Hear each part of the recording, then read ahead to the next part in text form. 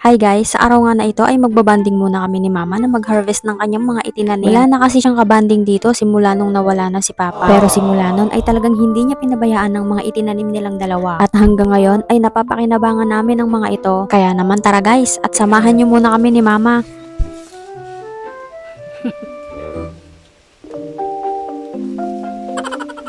Yan sa uri taas.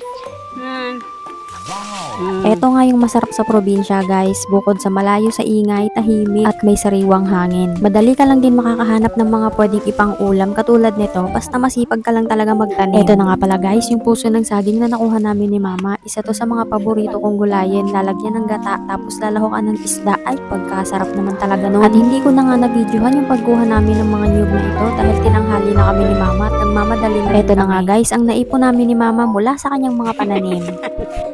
Halatang ang masaya si mama dahil nakabanding niya ulit ako dito. At ayan na lang muna for today's video guys. Salamat sa panonood. Iba talaga yung nagawa sa akin ng pag-abroad ko. Abay nahasa ako maging kargador.